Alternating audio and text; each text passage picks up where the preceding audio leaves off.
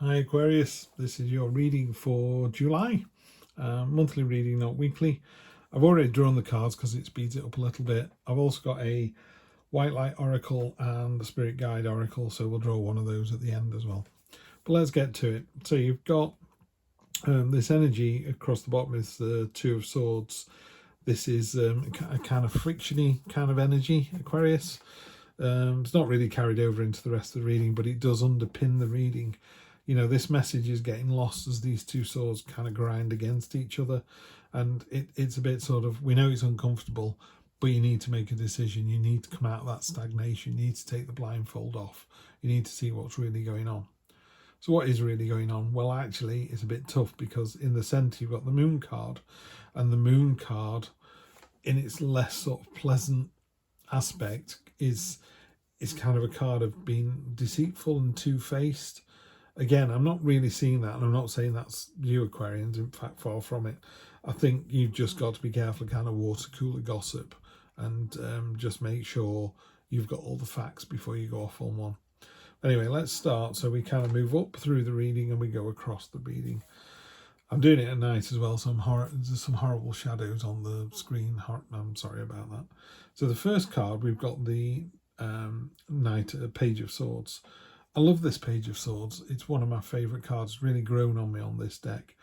These brambles were trying to hold him back. They were trying to hold you down, and you've just gone bollocks to that. You've just cut through them, and it's released all these berries, and it's released the truth of the matter. So it's a great analogy. You know, it's like when something's holding you back, you just go, I'm just going to get to the truth of it. So it's taking those blinkers off straight away and going, nope, not having any of that. And also you've got the Queen of Swords there, which is the cold light of day.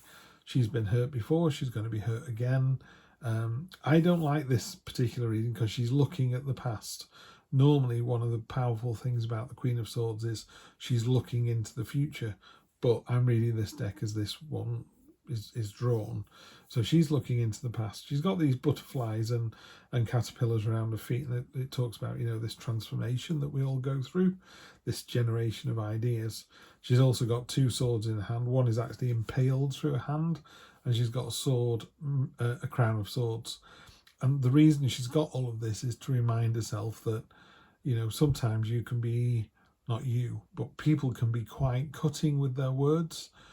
Sometimes you just want to cut through the nonsense, which is what these cards in their kind of positive aspect do really, really well.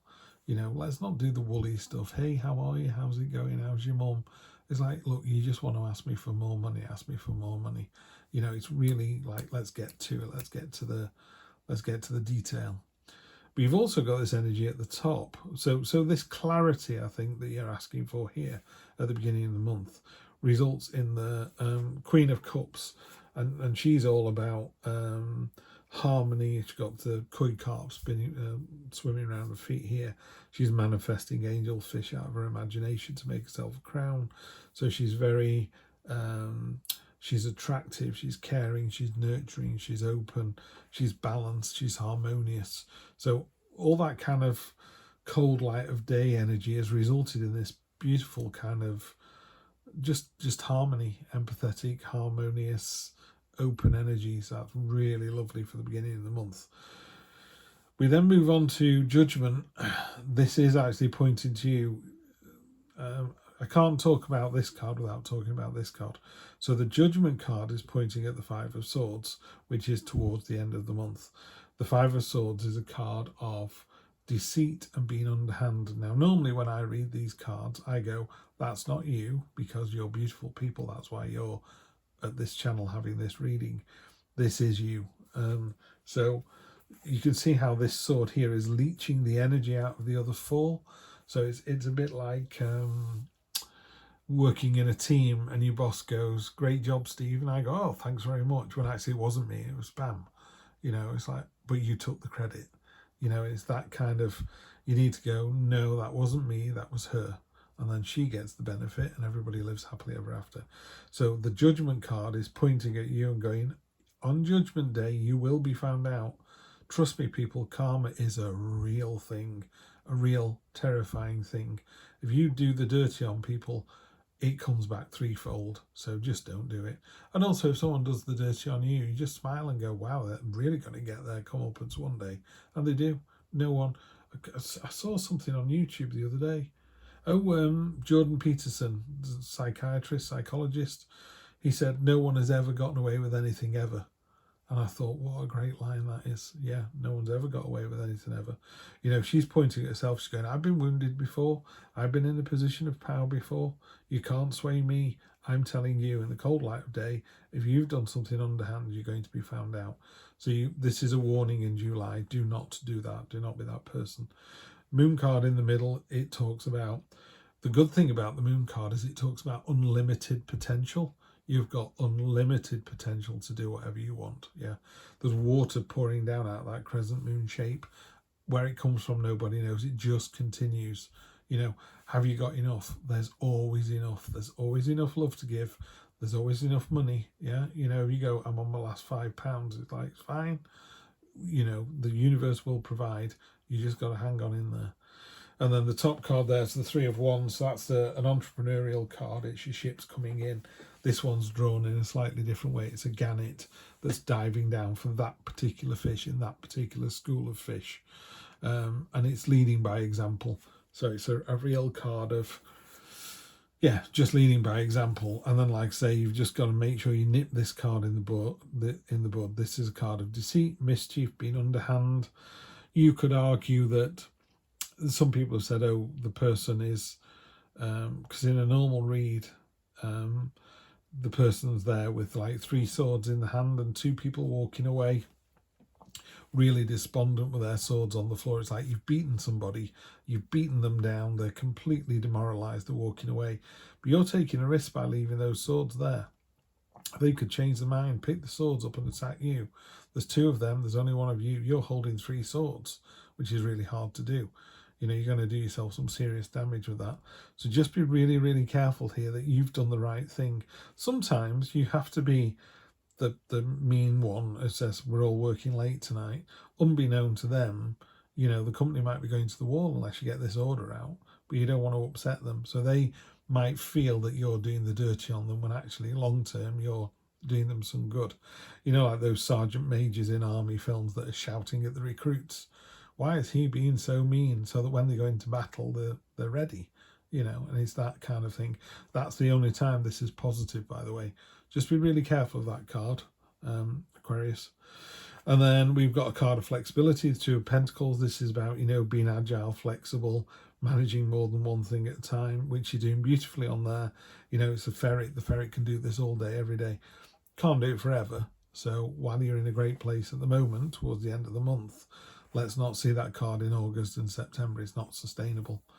And then the result of all this, even this card here, is a fantastic card. You've got the World card there. The World card is the last card the Fool meets on his journey, and it normally has a portal, and he steps through the portal, and it's either you become Steve 2.0, or he goes, go back round and try again. Now, you do go back round anyway, but, you know, it's whether you've learned from those experiences and are able to level up, you know. Have you learned about, you know, change from the devil, temptation from the devil, and mercy and balance from temperance? Have you learned from your spiritual mother and father and your earthly mother and father, and you've had an experience with the lovers and you've experienced death, you know? So there's all these things that you have to experience. And when you get to the world, it's like, well done, you've completed. It feels to me like you've completed book 1 and you're going on to book 2. Yeah, so it's that kind of moving on to the next level. So it's a good reading, and it's a good warning as well. I do like it when they give us a little bit of a warning, Aquarius. You have been told. It's on your own head now. Get out your own head. You know, she's tied up there like, oh, woe is me. Well, just rub yourself up against the swords and walk away. What's your problem? Yeah, I'm not a big fan of that card. It's like, oh, come on. 5 of Cups, you're looking at what you've lost rather than what you've got. Yeah, so there's a bit of a woe is me going on at the minute. We have the 7 of Pentacles, that's much better. You know, when he cut through all this nonsense and said what's going on here, the result was, you know, Seven of Pentacles, we did it in another reading. But basically, she's looking at this tree that's full of abundance. You know, when she harvests all the fruit off there, more fruit will grow. And she knows the next season, more fruit will grow, and it'll go on and on and on. So she just, you know, she's just looking at it going, haven't I done a great job here? Yeah, you have. Now move on, yeah?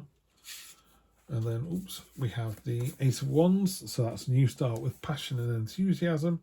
The Four of Cups with the moon here. Sometimes the moon can be a little bit sluggish and a bit. So you're there going, oh, I call it the meh card. You know, you've got 3 cups here and you're even being offered one that you didn't even know about. So it's a bit like stay in your job, get promoted in your job. I wouldn't say win the lottery, but, you know, this one is, oh, look, or this one is, you know, stay in the job you're in, get promoted in the job you're in, or get a new job. And this one is actually you're getting headhunted, you know, and you're just like, oh, whatever. I'm not ready yet. I haven't done my CV yet. So there's a little bit of stagnation on top of that moon card. So be careful of that. 6 of Swords, sailing away from where you are to a new land, a new destination. Just be careful that when you do that, hard to say, when you do that, you're taking your burdens with you. Swords are the burdens. So she's sailing to a new land, a new destination, a new adventure, but the swords are going with her, the burdens. So if you've got debt problems, or even if in your own head you're in a bad place, I would say, you know, if a horrible person wins the lottery, they're just a horrible person with more money. You know, the big money wins don't really change people. You know, they give you more choices. They can't buy you happiness. If you were sad and miserable when you were poor, you're sad and miserable when you're rich. You know, people go, I wish I was rich and famous.